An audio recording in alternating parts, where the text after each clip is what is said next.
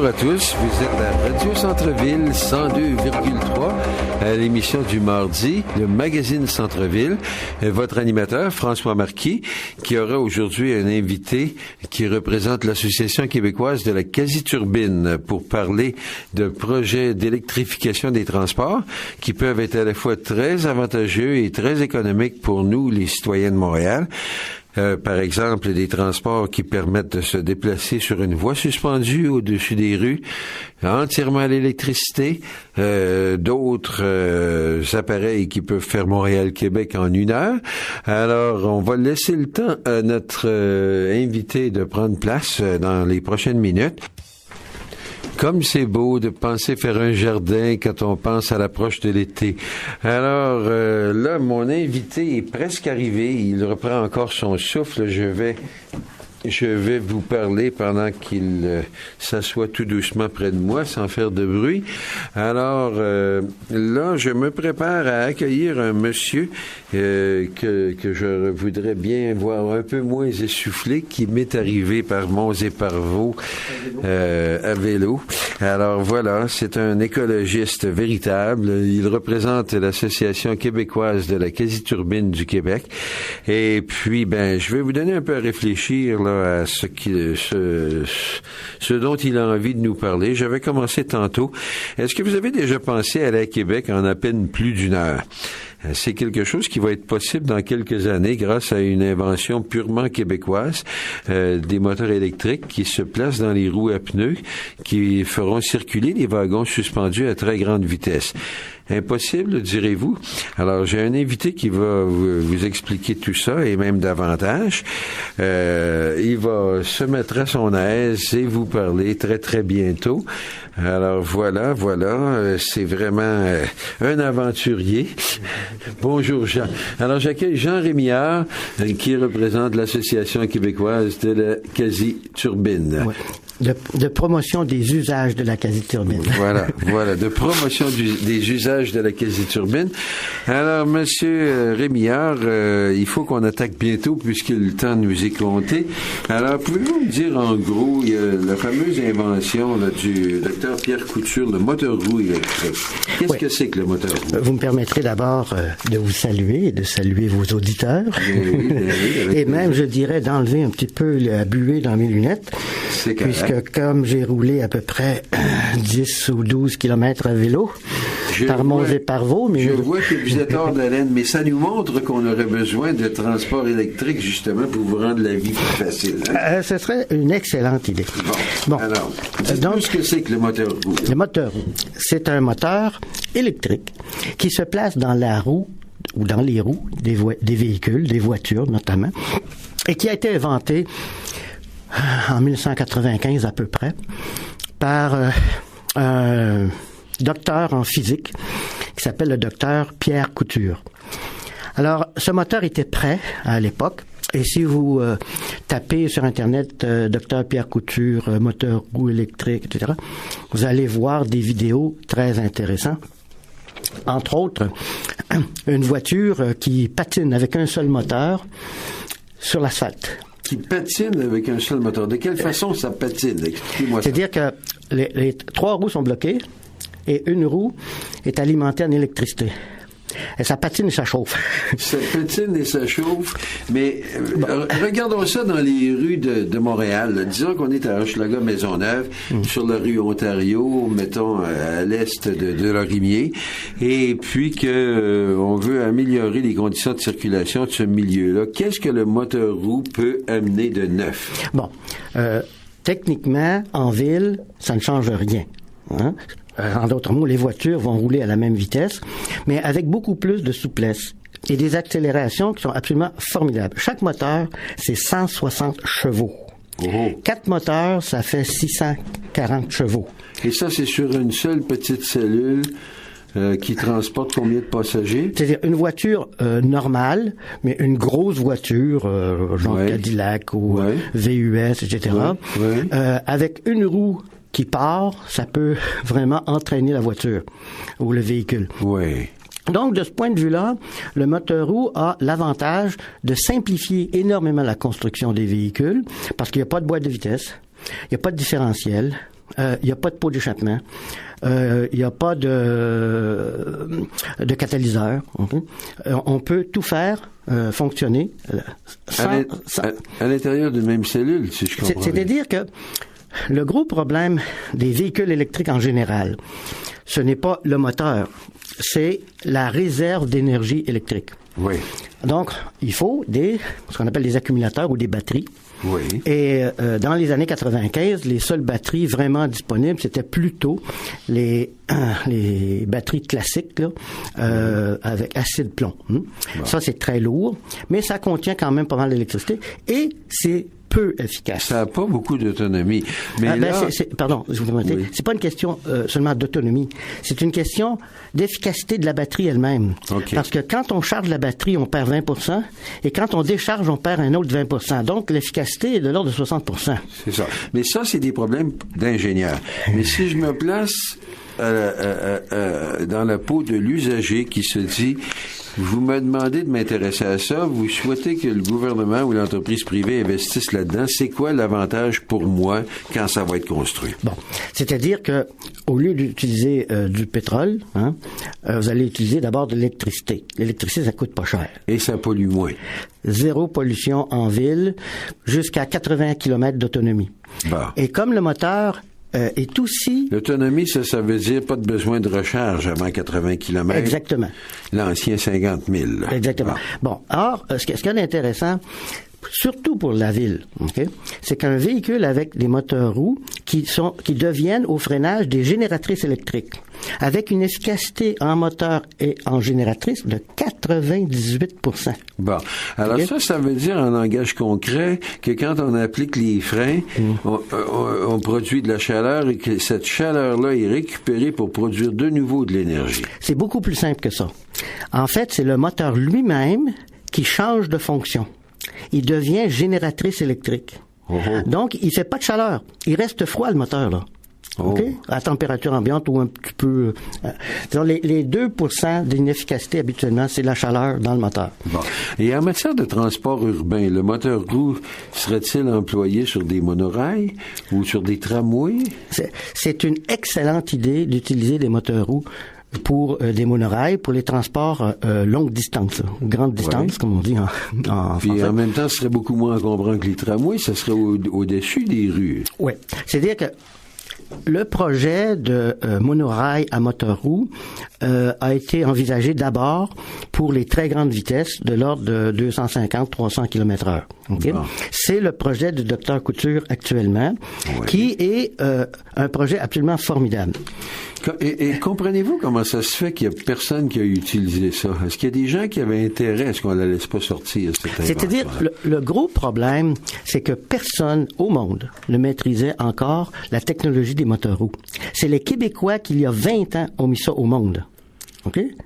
On a des petits génies au Québec, là. Et puis, il n'y a pas grand monde qui ont sauté sur leur génie, hein? C'est-à-dire qu'à cette époque-là, Esso, General Motors et compagnie préféraient vendre du pétrole, n'est-ce pas? Ça, tout le monde comprend ça. Et ils ont bloqué, effectivement, l'avènement de tout véhicule électrique. Pas seulement le moteur roue, mais aussi... General Motors avait mis au point une voiture qui s'appelle EV1, et Electric Vehicle One. Ils en ont fabriqué quelques milliers, ils les ont loués, et après quelques mois, ils ont tout repris, même si les usagers étaient très, très, très satisfaits. Il y a un film qui a été fait là-dessus, qui s'appelle Who Killed the Electric Car? Qui a tué le véhicule électrique? Qui a tué le véhicule électrique? Alors, avant qu'on trouve la réponse, on va continuer de se renseigner sur ce qui se passe là-dedans. Quand vous parlez de monorail, vous parlez de cabine suspendue à un rail qui est peut-être 50, 100 pieds dans les airs, complètement protégé des intempéries, et puis qui est même capable de monter des fortes pentes, là, comme la Côte des Neiges à Montréal ou la Côte d'Abraham à Québec, là, qui est 3 fois moins cher qu'un train à grande vitesse, y compris ce que ça coûte en recherche et développement. Alors, ce que je dis là, ça représente un avantage économique considérable. Ouais, on va y aller point par point, là. Vous avez dit beaucoup de choses tout d'un coup. Alors, je vous laisse aller sur le côté technique. Bon, tout d'abord, la hauteur du monorail serait à peu près à 10 ou 20 mètres dans les airs, guère plus.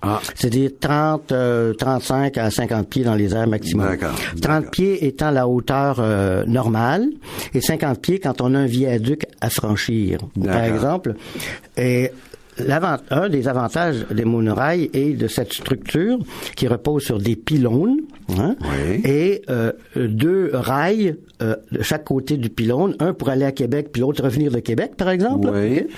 L'avantage, c'est que on peut utiliser les emprises existantes des autoroutes. On met le monorail au centre. Tout simplement. Alors, il dérange personne? Il dérange personne. Il n'y a pas d'expropriation à faire ou presque pas d'expropriation à faire. Donc, ça coûte très peu cher. Bon, c'est merveilleux. Puis, au fait, la neige, ça n'a pas l'air de le déranger? Bon, non. Il est habitué à l'hiver, lui. Il est fait pour l'hiver. Il est fait pour l'hiver. Il est déjà habillé. Et comment est-ce qu'il se tient après sa pinouche, là, en haut de ce poteau-là? Là? Décrivez-moi techniquement la merveille du crochet, là. Il y aurait à peu près un pylône à tous les 5, je sais pas si c'est 50 pieds ou 50 mètres, là, je me souviens plus, là. Ça doit être 50 mètres, oui. Ça se peut. Et entre les pylônes, il y a une structure en triangle, OK? Oui. À laquelle structure est suspendu le rail qui, lui, en coupe, fait un I. C'est une pièce de métal qu'on trouve sur les chantiers de construction, dans les immeubles en hauteur, etc.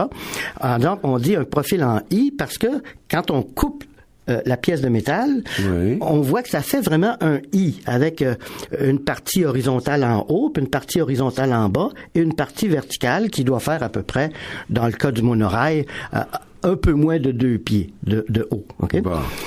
Bon, donc, les roues, elles, circulent de part et d'autre de la paroi centrale sur la plaque horizontale du bas.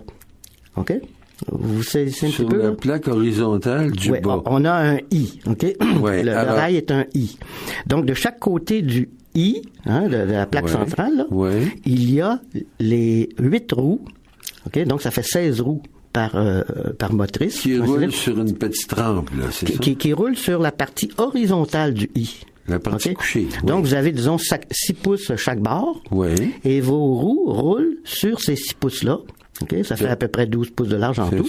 C'est ça. Okay. Et ça peut transporter combien de personnes, ces cellules de monorail? Vous permettez, on n'a pas fini. On n'a pas expliqué pourquoi les intempéries sont sans prise sur le monorail. Alors, parlez-moi-en, ça m'intéresse.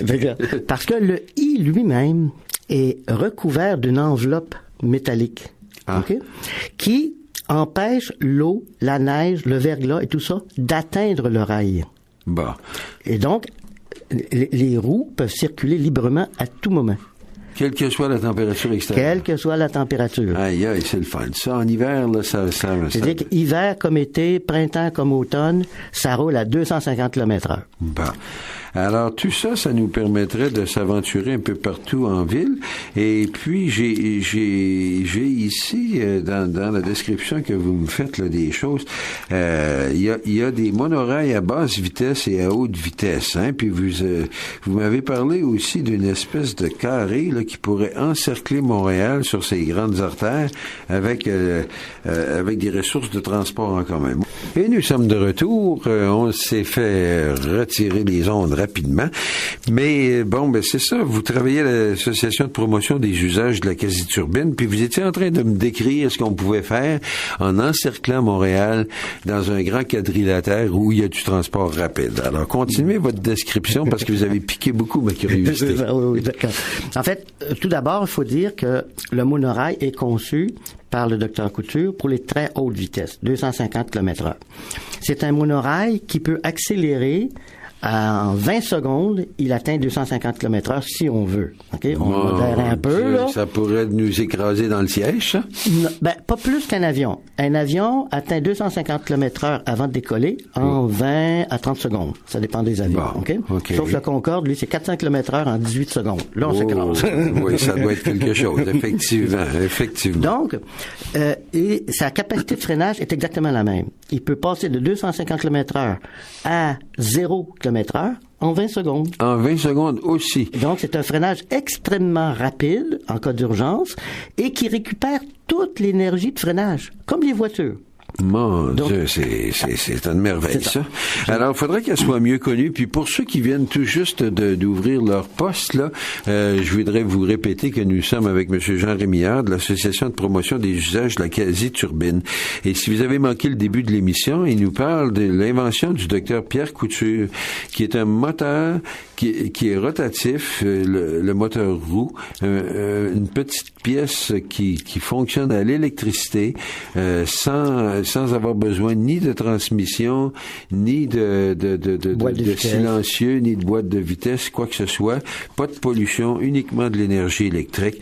Et là, on était en train de décrire comment cette invention-là va permettre à des monorails qui circulent à 10-15 mètres au-dessus des rues, là, de faire le tour de la ville de Montréal sur un parcours que vous pourriez nous décrire. Là, ici, vous parlez des 4 axes prioritaires. Henri Bourassa au nord, René Lévesque et Notre-Dame au sud, puis 9 à l'est et des carrés prolongés jusqu'au boulevard Laurentien à l'ouest. Un parcours de 400 kilomètres et selon la documentation, là, ça coûterait 800 millions. C'est bien ça? Ouais.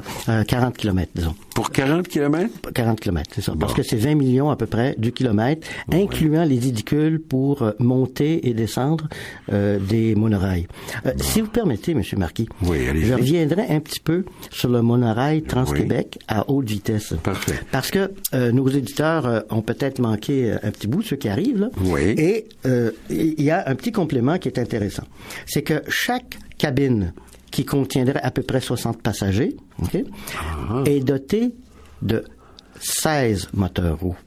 16 moteurs roues, et considérable. Il y en a deux... comment on appelle ça? On appelle ça des bogies pour les trains. Là. Oui, c'est ça. Alors, de chaque côté.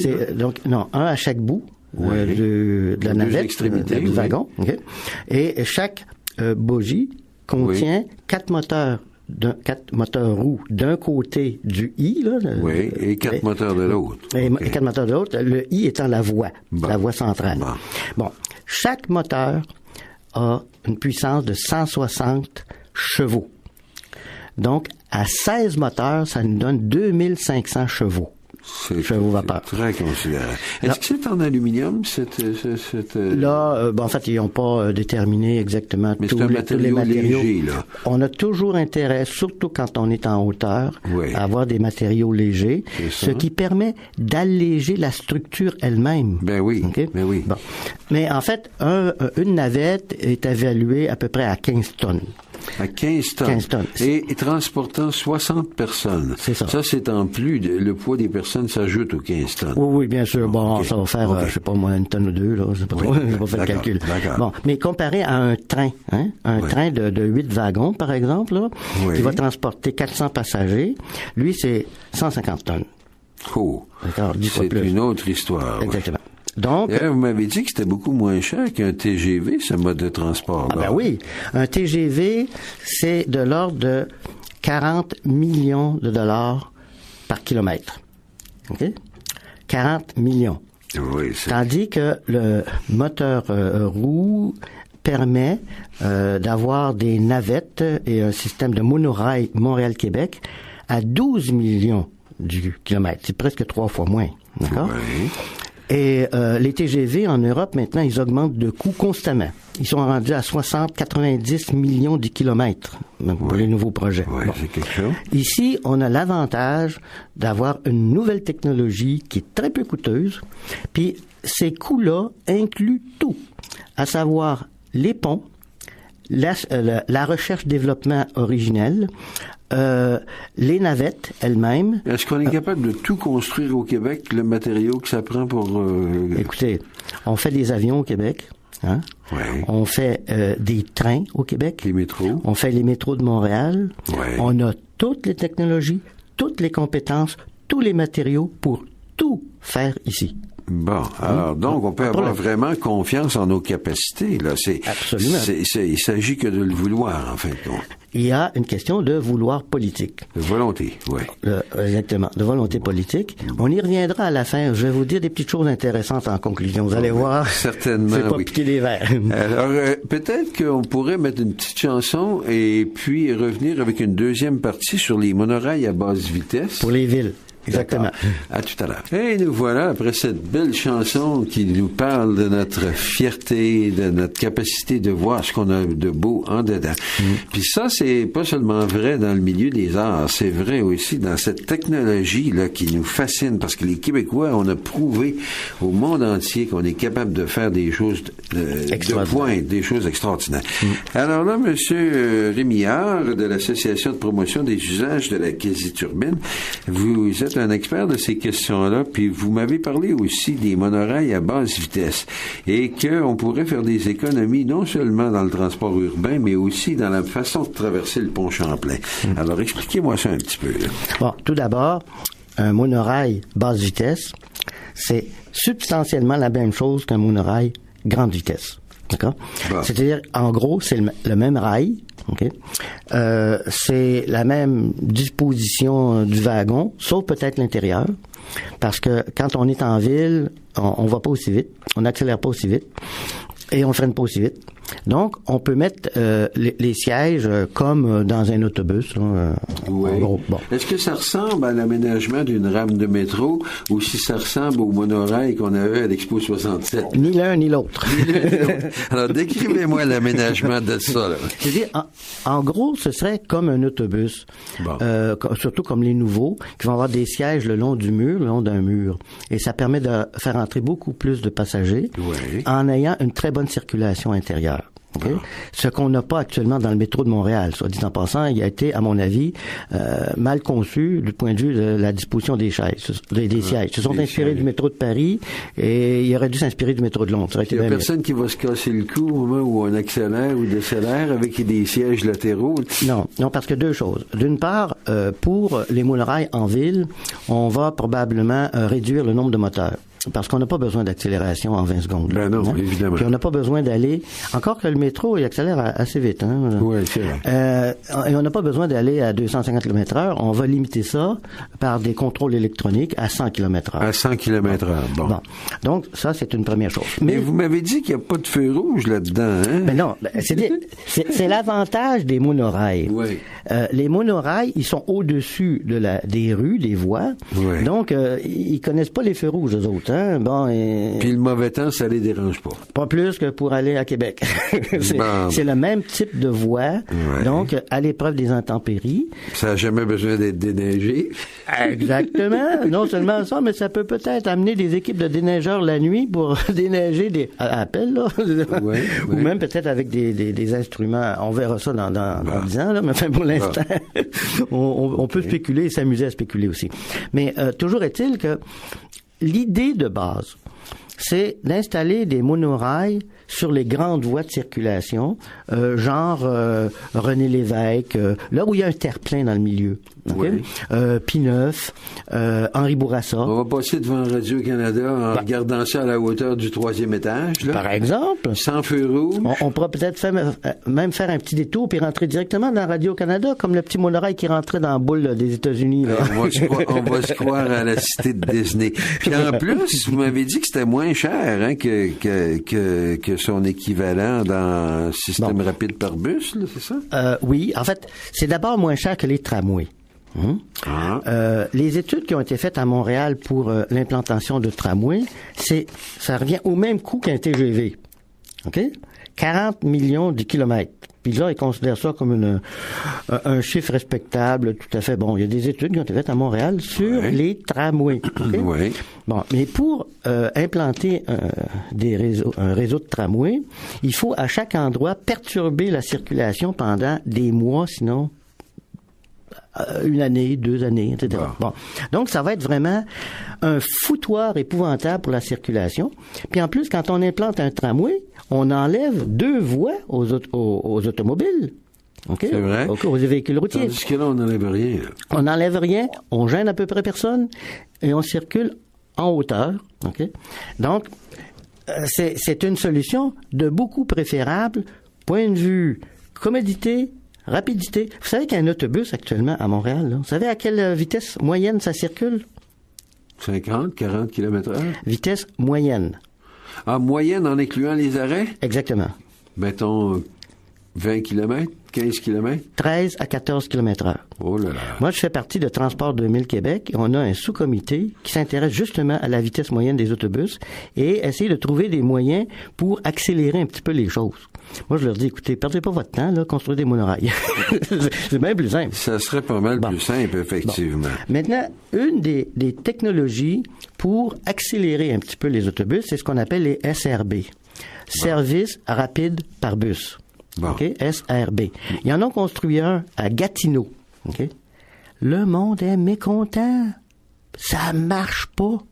Bon. Ça ne remplit pas les objectifs visés. À savoir accélérer le transport d'un point A à un point B. Ouais. Ceux qui sont directement sur la ligne SRB sont bien desservis, sont très contents.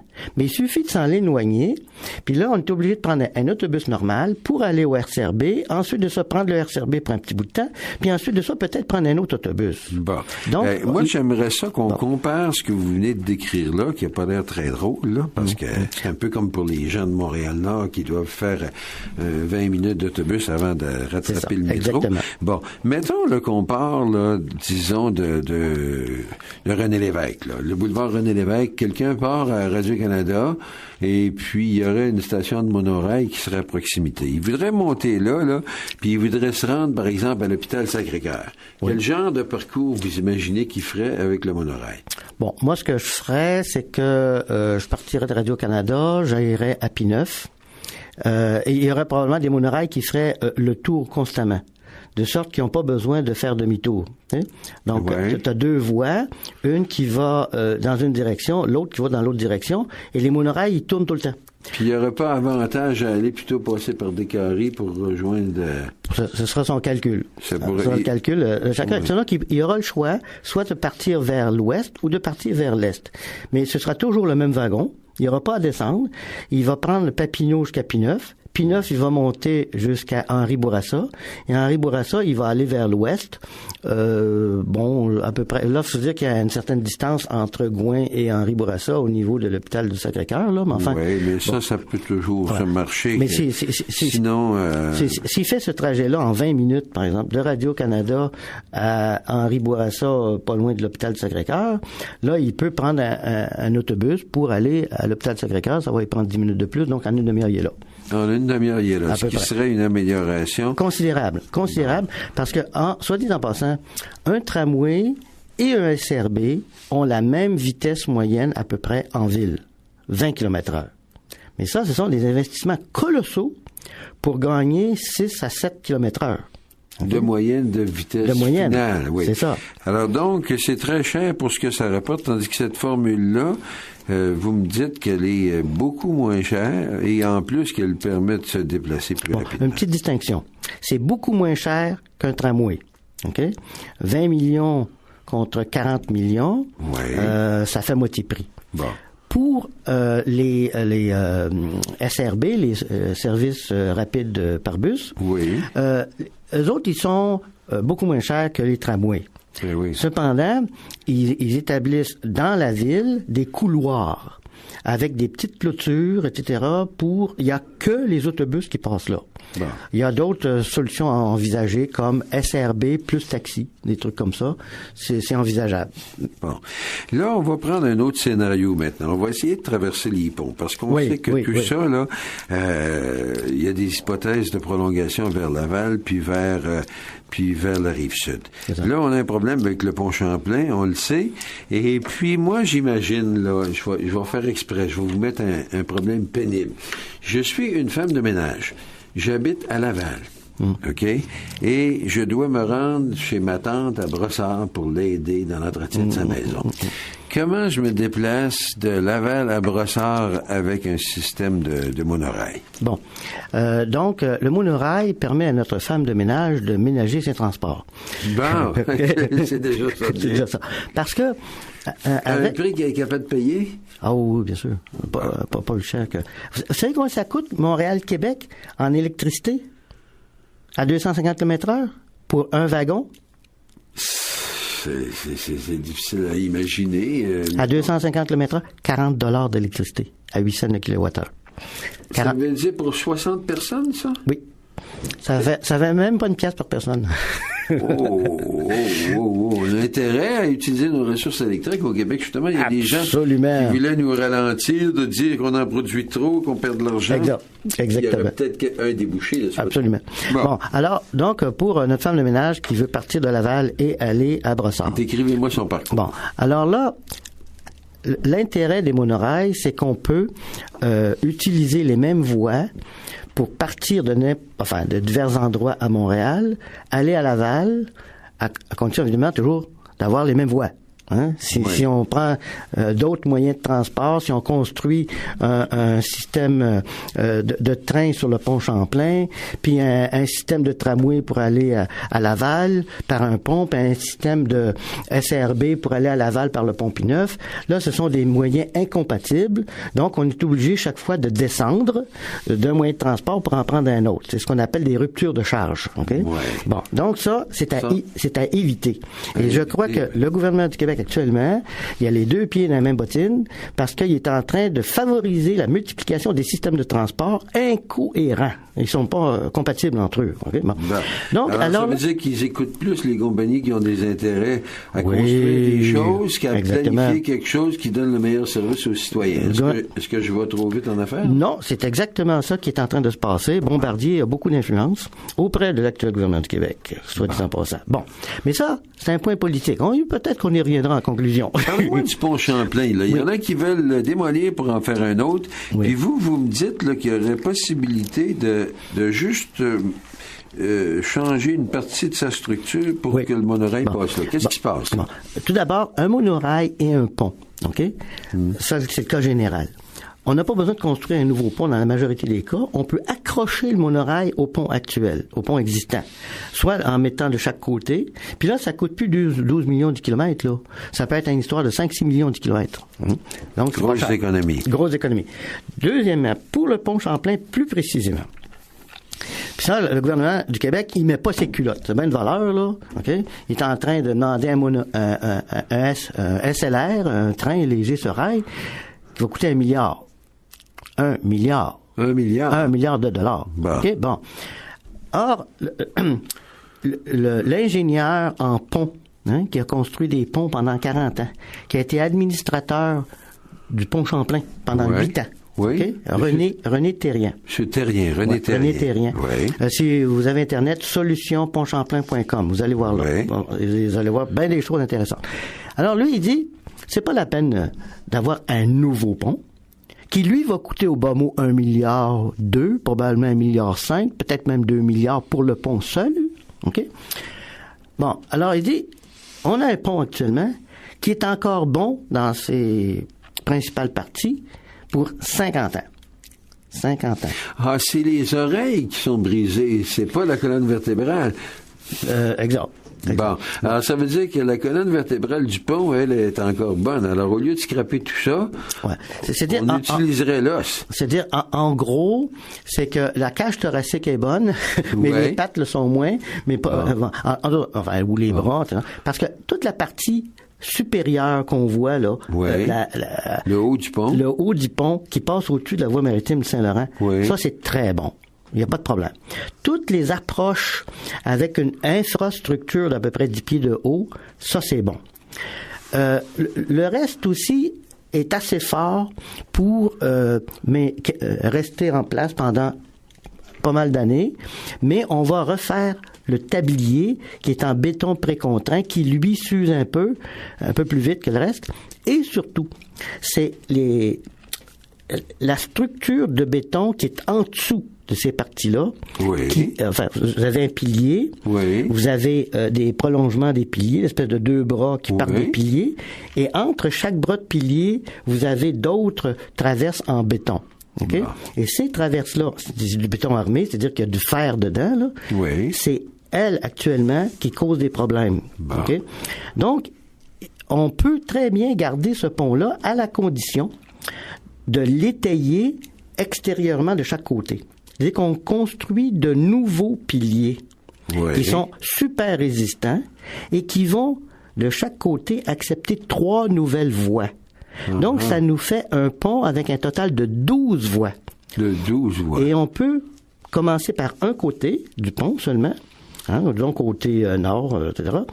Et puis, là, on met tous les piliers, on part des deux bords, et en 2 ans, on a 3 voies nouvelles, et les 3 voies actuelles qui sont renforcées et qui n'ont plus de problèmes techniques. Là, bon, et ça coûte combien déjà? Vous avez dit 600, 800 millions? 600 millions. 600 millions. L'ingénieur terrien prévoit un budget de 600 millions pour rénover le pont de A à Z. Ça veut dire 2 à 3 fois moins que ce que peut coûter les projets actuels. Absolument.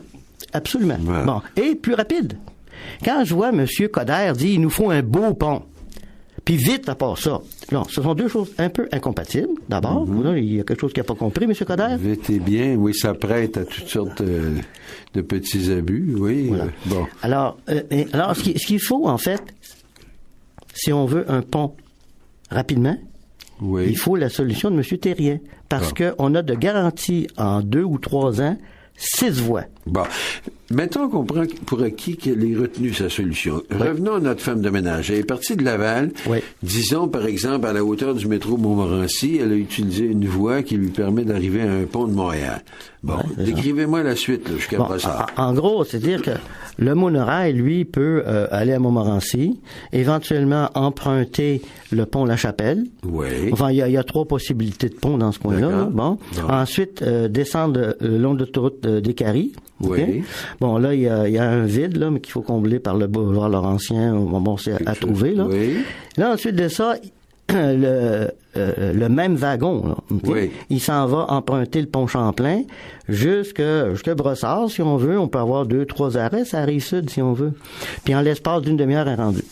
À partir de Laval? Ben oui. De Laval à Brossard en une demi-heure après avoir traversé tout ça? Ben oui. Il n'y a pas d'arrêt sur les ponts. C'est extraordinaire. Il y a un arrêt à peu près aux 300 mètres en ville. Oui. Puis sur le pont Champlain, il n'y a pas d'arrêt. Bon. Ben alors, on va peut-être se mettre à réfléchir à ça en écoutant un peu de musique. Et puis, on vous revient après pour la 3e étape, qui est celle du moteur roue électrique pour des véhicules terrestres lourds et les prolongateurs d'autonomie, pardon. Alors, à tout de suite. Eh bien, Monsieur Rémillard est toujours avec nous. Je vous rappelle que vous êtes au magazine Centre-Ville, le magazine du mardi de Radio Centre-Ville à 102,3 sur la bande MF. S'il y en a qui veulent participer à l'émission en fournissant une opinion sur ce dont on discute, c'est le 514-495-2597. Alors, nous sommes en compagnie de Jean Rémillard, qui est un spécialiste des quasi-turbines et de l'électrification des transports, qui représente l'association de promotion des usages de la quasi-turbine. Alors, nous sommes rendus maintenant à une étape où il paraît que le moteur roue électrique dont vous m'avez parlé pourrait même servir pour des véhicules terrestres lourds comme des camions à 18 roues. Alors, décrivez-moi ça. En fait, le moteur roue, c'est un moteur qui est fait pour aller dans les roues des véhicules routiers. D'abord, les autos. Okay? En 1995, c'était ça qui était prévu. La tête lui tourne tout le temps. La tête lui tourne? Ce moteur-là, puisqu'il est dans la roue. Non. On va m'en faire. Enfin, c'est un jeu de mots. Je vous laisse continuer. Je vais y penser. Je vais y penser. Ceci dit, donc, on a 640 chevaux pour une voiture à 4 moteurs. Donc, si on a un 18 roues multiplié par 160 chevaux. Ça nous fait... à peu près 6 000 chevaux, pas loin? Non, 3 000. Un peu moins de 3 000, quoi. Bon, parce que le monorail à 15 tonnes, là, ils ont 16 roues. Bon. Puis, ils développent ces 16 roues-là 2500 chevaux. Oui. Vous ajoutez 2 moteurs, donc ça fait 300. Ça fait de plus, oui. Ça fait 2800 à peu près chevaux. Chevaux vapeur. Non. Ouais, c'est ça. Donc, vous pouvez facilement avoir un 18 roues de 40 tonnes qui va fonctionner avec des moteurs roues. Des autos, 4 moteurs, un 18 roues, 18 moteurs. OK? C'est pas compliqué. Formidable. Donc, vous pouvez surtout avoir des autobus aussi. vous pouvez avoir des autobus interurbains qui, eux, vont faire de grandes distances. Vous pouvez avoir des camions de transport de colis, de marchandises, tout ça, qui vont faire 200, 300, 400 kilomètres. Bon. Mais le problème, c'est toujours l'alimentation électrique. Il faut prolonger l'autonomie. Bon, c'est ça. Si on va dans des régions où il n'y a pas de bornes de recharge et tout ça, il faut une source électrique quand même. Donc, le concept du Dr Couture dès 1995, c'était de donner une autonomie d'à peu près 80 km à l'électricité. Et au-delà, si on va à Québec, par exemple, qui a 200 km, ben là, on a un prolongateur d'autonomie. C'est-à-dire qu'on n'est pas obligé d'aller recharger les batteries. C'est un moteur à carburant qui entraîne une petite génératrice électrique et qui va recharger les batteries. Et ça peut se faire tout en roulant à l'électricité, sachant que j'aurais fait 80 km, donc à partir du 50e kilomètre, je démarre le petit moteur. Le prolongateur d'autonomie. Bon. Ça, c'est une solution qui est envisagée par à peu près tous les constructeurs d'automobiles aujourd'hui. Okay? Bon. Mazda, par exemple, va avoir une voiture avec moteur roue dans quelques mois. Et ils ont prévu de mettre un prolongateur d'autonomie à la place du réservoir d'essence d'autrefois, mais là, il va y avoir un tout petit réservoir d'essence. Oui. Et ils vont utiliser le fameux moteur Wankel. Oui. C'est un moteur rotatif. Donc, dans la famille des moteurs rotatifs, comme le moteur quasi-turbine. Sauf que c'est un moteur qui a beaucoup de vibrations, qui est surconsommateur comparé au moteur à piston. Il consomme 20% plus qu'un moteur à piston. Ah. Il y a des problèmes d'usure, etc. Bon. Tandis que la quasi-turbine, c'est un autre moteur rotatif inventé au Québec par le docteur en physique nucléaire Gilles Saint-Hilaire. Oui. Donc, la physique, il connaît très bien l'informatique, parce que pour concevoir son moteur, il a fait appel à des programmes qu'il a lui-même conçus pour calculer diverses hypothèses. Okay? Bon. Parce que l'idée de base du moteur quasi-turbine, elle existait depuis le début du 20e siècle aux États-Unis et en France, notamment. Okay? Mais personne avait réussi à prévoir, à concevoir la façon dont le rotor à l'intérieur allait se comporter et comment calculer le stator, c'est-à-dire l'enveloppe. Personne n'avait réussi. Personne n'avait réussi ça, sauf M. Saint-Hilaire. Il a été le premier au monde à réussir ces calculs-là. Bon. Et les premiers prototypes, tout ont fonctionné. Bon. Okay? Alors ça, c'est merveilleux. Vous pouvez aller à Québec en à peine plus d'une heure pour 250 kilomètres. Et décidément. Mais là, s'il y en a qui veulent savoir un peu plus comment ça fonctionne le moteur rotatif quasi-turbine, vous allez sur le site quasiturbine.com. Quasi-turbine, c'est QUASITURBINE.com. Oui. Et ce qui est intéressant, c'est que ce moteur-là, il peut être très petit, par exemple 8 pouces de diamètre par 2 pouces d'épais, et avec une source extérieure de pression à 500 livres par pouce carré et à 3000 tours minute, il développe 120 chevaux. C'est quelque chose. 120 chevaux. C'est beaucoup. Pour un petit moteur de 8 pouces par 2 pouces. Moteur de 8 pouces par 2 pouces. Ça se trouve qu'il faut l'alimenter, hein? Oui, il faut vraiment lui fournir de l'énergie, mais ça, on en a au Québec.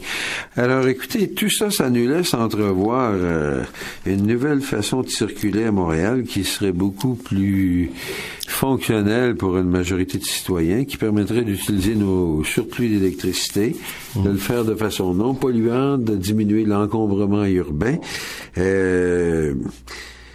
Si vous aviez une conclusion à tirer de tout ça, qu'est-ce que vous diriez? Bon. Moi, je pense qu'il est temps que nos politiciens, surtout ceux du Parti québécois d'ailleurs, mettent leur culotte. Le moteur roue a été stoppé par Jacques Parizeau en 1995. Mon Dieu que ça lui ressemble pas, ça. C'est-à-dire qu'il a été mal renseigné par les dirigeants d'Hydro-Québec, à savoir Armand Couture et un monsieur Saint-Germain. Qui ont, à mon avis, ils ont trahi la pensée du Dr Couture. Il y avait probablement des petites choses cachées qu'on ignore. Okay? Et donc, ce faisant, ils ont empêché le développement du moteur roue électrique qui représente aujourd'hui un marché de l'ordre de 100 milliards de dollars par année. Ça veut dire 100 000 millions. de dollars par année. Exactement. Dans le monde. Oui, on avait une possibilité de chiffre d'affaires de ça, et on avait 20 ans d'avance sur tout le monde. OK? Mais Hydro-Québec a mis la hache là-dedans. OK? Et aujourd'hui, on se demande comment ça se fait qu'il n'y a pas assez d'emplois au Québec. Ben, regardez vos politiciens puis les conneries qu'ils ont faites. OK? Ouais. Bon. Mais c'est sévère un peu, mais par contre, Non, Monsieur Parizeau n'a pas eu le génie d'un Napoléon, qui lui regardait les deux côtés de la médaille. OK? Si M. Parizeau avait eu du génie, il aurait demandé à M. Couture d'abord qu'est-ce qu'il en est de ce rapport de Armand Couture et de M. Germain. OK? Il a fait ça. M. Parizeau l'a pas fait.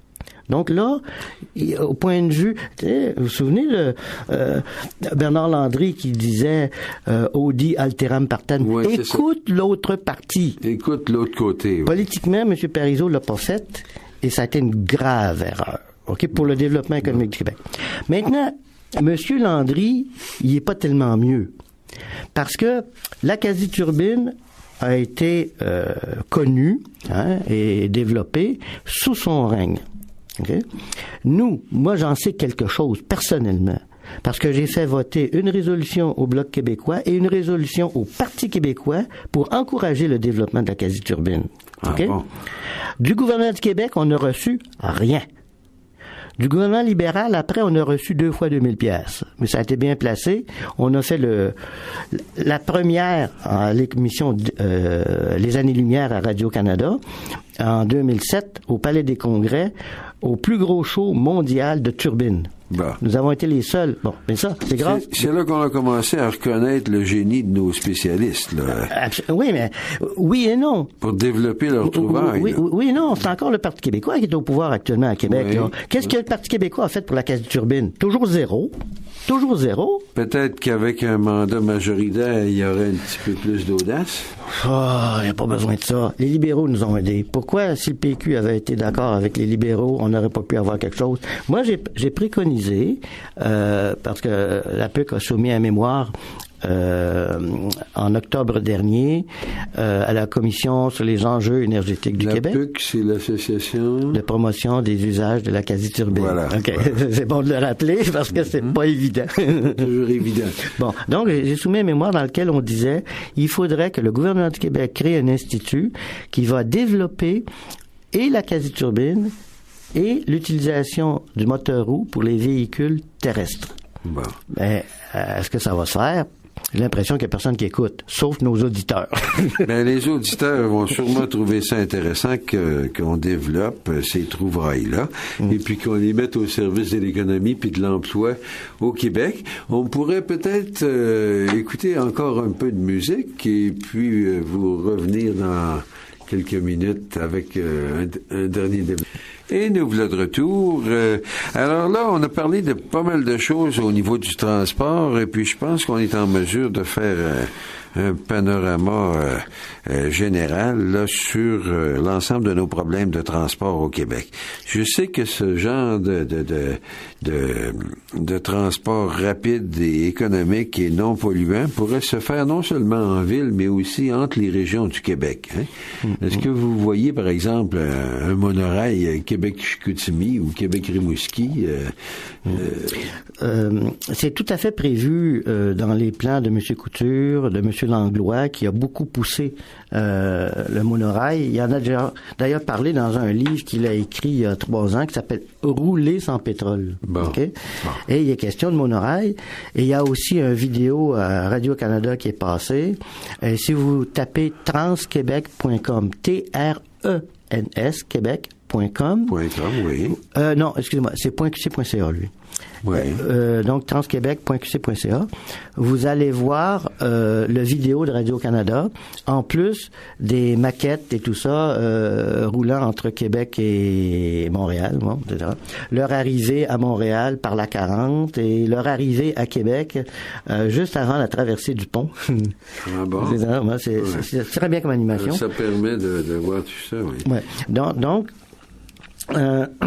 ils ont prévu déjà dans leur plan d'affaires de développer des branches un peu partout au Québec. Okay? Mais là, au lieu de coûter 12 millions de kilomètres, ce serait plutôt 9 millions de kilomètres parce que tous les coûts de recherche-développement auront été calculés dans les 200 premiers kilomètres entre Montréal et Québec. Ah bon, alors donc là, on réduit à 9 millions le coût pour réaliser ce projet-là, 9 millions par kilomètre. Alors, si on pense à Québec-Chicoutimi, qui est à peu près 200 kilomètres, oui, ça serait 1,8 milliard. C'est ça. Bon. C'est ça, exactement. Alors, ça prend... faut quand même avoir les reins solides, mais c'est moins cher que de se lancer dans une série de moyens de transport qui sont conçus pour régler une partie du problème, puis qui finissent par nous coûter le double. Hein? Regardez combien ça coûte de faire une autoroute à 4 voies, 6 voies. Mais le savez-vous? Non, combien ça coûte du kilomètre une autoroute? J'ai pas les chiffres en tête. Vous n'avez pas les chiffres en tête? J'ai pas fait de recherche là-dessus. Non, mais ça serait intéressant de comparer ça et puis de regarder tout ce qui s'en vient à ce niveau-là. Moi, je pense toujours à mon travailleur type. Mettons, le monsieur, il habite au centre-ville de Montréal, puis il doit aller aider une entreprise qui est associée à ses intérêts, disons, à Longueuil, et puis une autre à Laval. Imaginez une journée là où on voudrait le moins de temps de transport possible, puis qui travaille environ 4 ou 5 heures dans chacune de ces deux villes-là, Brossard et Laval. Comment se promène-t-il, le monsieur? Oui, d'accord, il peut faire ça. Mais moi, je pense surtout aux fonctionnaires de Québec qui viennent à Montréal constamment par l'autobus. Hein, ou en voiture. C'est vrai qu'ils pourraient faire ça très rapidement. Et en plus, ça leur prend au moins 2 heures. Centre-ville à centre-ville, peut-être 2 heures et demie. Mais avec un monorail, ça leur prend 1 heure et quart. Tout compris? L'État vient d'économiser 1 heure et quart par fonctionnaire qui se déplace. C'est considérable. C'est ça. C'est bon. ça. Sans compter les nuits d'hôtel qu'ils n'auront pas besoin de prendre parce qu'on retourne rapidement chez soi. Exactement. Tout à fait. Tout à fait. Et ça c'est très judicieux comme non, mais c'est ça. Voilà. Mais il y a une autre chose que je voudrais ajouter aussi. Il y a un projet concurrent au monorail Québec-Montréal qui est un train rapide à 300 km/h. Oui. Ça, c'est poussé par Bombardier. Ça va de soi, OK? Mais ce train rapide-là, il coûterait à peu près 18 millions de kilomètres pour plus de 1000 kilomètres. OK? Oh. Oui, d'accord. Beau projet, mais très bon pour Bombardier, mais pas nécessairement pour... Parce que ce qu'il y a de très intéressant, là, la portion la plus rentable, c'est Montréal-Québec. Donc, ce projet-là, dont l'étude a été financée par le ministère des Transports du Canada, le ministère des Transports du Québec et le ministère des Transports de l'Ontario, OK, va être financé à l'usage essentiellement par le trajet Montréal-Québec. Et le reste, c'est des bouteilles, quoi. Hein? C'est pas tellement rentable. Ça va être simplement des rallonges. Ouais. Et l'Association Transport Québec, de laquelle je suis membre, soutient ce projet-là. Moi, je leur dis, écoutez, pourquoi est-ce qu'on va payer pour des rails, des infrastructures en Ontario qui ne nous servent pas à nous autres, alors qu'on a une technologie 100% québécoise, Montréal-Québec, pas cher, qu'on pourra prolonger à Ottawa ou à Hull, etc. Bon. Et c'est ça qu'il faut viser, nous autres, là. C'est une technologie à nous autres qu'on doit développer et ensuite exporter. OK? Ouais. Commençons par chez nous, là, puis on va résoudre nos problèmes. Alors, c'est un beau projet d'avenir. Écoutez, je pense que s'il y a une volonté politique d'avancer dans ce domaine-là, ça va certainement amener des choses intéressantes. Parce que je m'imagine, entre Montréal et Québec à 250 km/h, ça change une vie, ça. Hein? Absolument. Ça va... vraiment là, favoriser le développement économique du Québec comme on l'a rarement vu. Non seulement parce que ça va permettre d'exporter, non seulement parce que ça va permettre d'utiliser mieux l'énergie électrique qu'on a en surplus maintenant. En fait, soit dit en passant, même si toutes les voitures qui roulent, tous les camions qui roulent étaient 100% électriques, ça représenterait seulement 5 à 8% de la puissance installée d'Hydro-Québec. C'est-à-dire, c'est pas grand-chose. On n'arrive pas à utiliser tous nos surplus électriques. Mais quand même, on peut faire ça, là, déjà, tu sais. Alors, on a beaucoup de possibilités, là, à notre portée, à notre portée, à notre portée, à notre